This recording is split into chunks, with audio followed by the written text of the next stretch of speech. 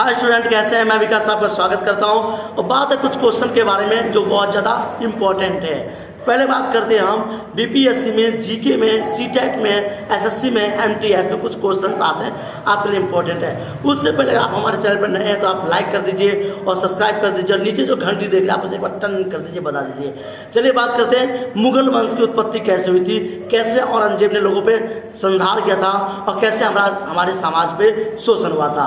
तो बात कुछ इस तरह से है, क्वेश्चन जो है हमारा कि मुगल वंश की उत्पत्ति कैसे हुई थी। मुगल वंश के संस्थापक जो थे वो बाबर थे। आप जानते होंगे बाबर जो था चंगेज खां का वंशज था।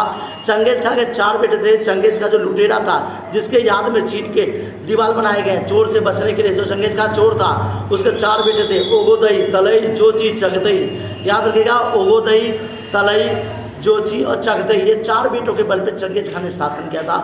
चंगेज खां का सबसे बड़ा बेटा था जोची और उसी के आधार पर जो उसका पोता था बाटू मोन के, उन्हीं से आगे ये वंश बढ़ती चली गई। आखिरी जो बेटा था वो था बाबर।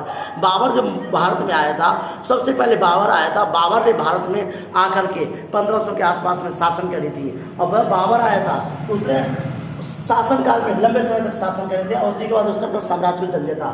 जीके सीटेट में आप सभी बीपीएससी में पूछ सकता है औरंगजेब के बारे में, जो जबकि आप जानते हो बाबर के बाद आएगा आपका हुमायूं, अकबर, शेरशाह सूरी, ऐसे ऐसे राजा बनते चले गए। और उसके बाद आया था औरंगजेब। कट्टरपंथी राजाओं में आता है औरंगजेब, जितने कई सारे मंदिर तोड़े, कई सारे जो है आपका हिंदुओं को 20 करोड़ आसपास हिंदुओं को इस टाइम सर से कलम करवा दिए थे। 20 करोड़ कहते हैं लोग 20 लाख, लेकिन 20 लाख मत बोलिए, 20 करोड़ बोलिए।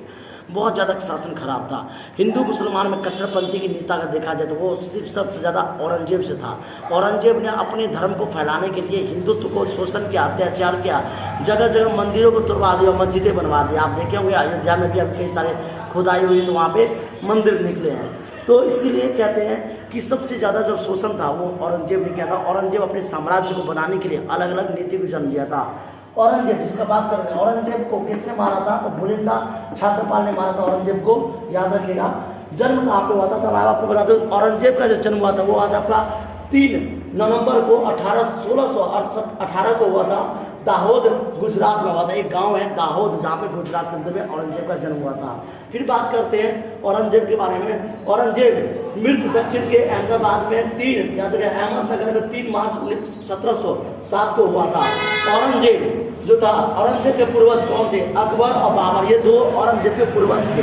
उसके बाद बात करते हैं मुगलों के बारे में। मुगल वंश के संस्थापक जो थे वो बाबर था। मैंने बता दिया था आपको, एक ऐसा मुस्लिम शासक था बाबर जिसने लोगों पे शासन किया था, शोषण किया था और अनगिनत लोगों की मौत की घाट उतार दी थी। ये हो गया आपका बाबर। औरंगजेब ने हिंदुत्वों पर कौन सा कर लगाया था? हिंदुओं पर औरंगजेब ने जजिया कर लगाया था। जब हिंदू लोग पूजा करने जाते थे, मंदिर जाते थे, कैलाश मंदिर, किसी भी देव कुंड पे, पर्वतों में पूजा पाठ करने जाते थे, तो मुस्लिम जो शासक था औरंगजेब, जो राजा था उस टाइम का, उसने हिंदुओं पर जजिया कर लगा दिया था। और इससे जजिया कर को ख़त्म करने वाला जो व्यक्ति था वो था अकबर।